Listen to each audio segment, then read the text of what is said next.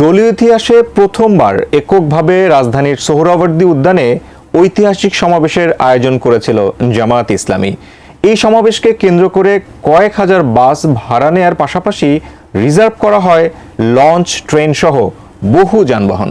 Banner ফেস্টুনে সজ্জিত করা হয় পুরো রাজধানী। এরপরই বিভিন্ন মহলে প্রশ্ন আসতে শুরু করে, এত বড় সমাবেশ করতে কত টাকা খরচ হয়েছিল জামায়াত ইসলামীর? অবশেষে এবার জানা গেল জামাতের সমাবেশে প্রকৃত খরচের পরিমাণ। আরো জানাচ্ছেন শেখ ফরিদ। জামাতের দুর্বার সংগ্রাম, অলি গলি রাজপথ মেঠোপথ প্রান্তরে চলছেই চলবে অবিরাম। রাজধানীর সোহরাওয়ার্দী উদ্যানে গত 19 জুলাই সবচেয়ে বড় জাতীয় সমাবেশ করে বাংলাদেশ জামায়াতে ইসলামী। যে সমাবেশ ঘিরে চাউর হয় এত বড় সমাবেশ ইতিপূর্বে শুধু সোহরাওয়ার্দী উদ্যানেই নয়, পুরো ঢাকায় কখনো কোনো দল আয়োজন করতে পারেনি। জামায়াতে ইসলামীর এই সমাবেশকে কেন্দ্র করে কয়েক হাজার বাস ভাড়া নেওয়ার পাশাপাশি রিজার্ভ করা হয় লঞ্চ, ট্রেন সহ বহু যানবাহন। ব্যানার ফেস্টুনে সজ্জিত করা হয় পুরো ঢাকা।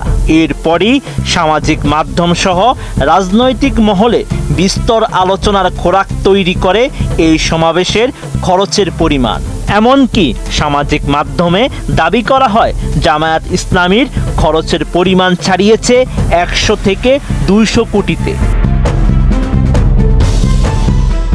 এবার এই নিয়ে কথা বলেছেন জামায়াত ইসলামীর আমির ডাক্তার শফিকুর রহমান।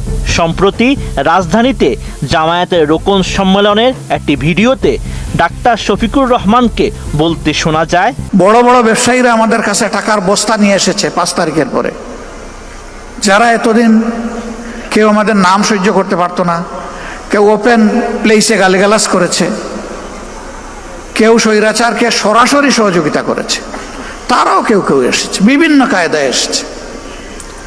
কিন্তু আমরা ওইদিকে ফিরে তাকাইনি ভাই। আমরা ওইদিকে তাকালে আমাদের রুহানিয়ত ধ্বংস হয়ে যেত। RICL TMX, যুগের পর যুগ স্থাপনা থাকে মজবুত।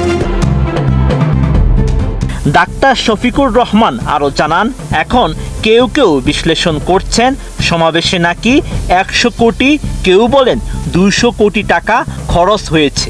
আপনারা শুনবেন কত খরচ হয়েছে। অবশ্যই রোকন হিসেবে আপনাদের জানার অধিকার রয়েছে। ধারণা ছিল 3.25 কোটির মধ্যে করতে পারবো, তবে এটি 3.5 কোটি পর্যন্ত পৌঁছাবে, এর বেশি নয়। আলহামদুলিল্লাহ, এখন যার যা বিশ্লেষণ করার করতে পারে। আমরা যখন নিজেরা ঘুষ খাবো না, যখন চাঁদা দাবি করব না, যখন আমরা দখলদারিতে যাব না, তখন আশা করি বাকি সকলে বার্তা পেয়ে যাবেন এবং সকলের কান খাড়া হয়ে যাবে। এছাড়া সম্মেলনে জামায়াত আমির আরও জানান, এত বড় সমাবেশ হয়ে গেল, আমরা কি কোথাও চাঁদা তুলতে বলছি কাউকে? বলি নাই। আমরা নিজেরাও কারো কাছে চাঁদা চাইনি। আমরা এই সমাবেশটা করেছি দুটি কারণে। একটি হচ্ছে 5 আগস্টের পর অনেক দল অনেক বড় বড় সমাবেশ করেছে, আমরা অস্থিরতা দেখাইনি। বাংলাদেশের জনগণের দেখার প্রয়োজন ছিল যে জামাতে ইসলামী আগামীর জন্য কতটা প্রস্তুত। এই প্রস্তুতির একটা ছোট্ট নমুনা হচ্ছে এই সমাবেশ। এই সমাবেশ করতে গিয়ে আমরা একেবারে জান কুরবান করে ফেলিনি। শেখ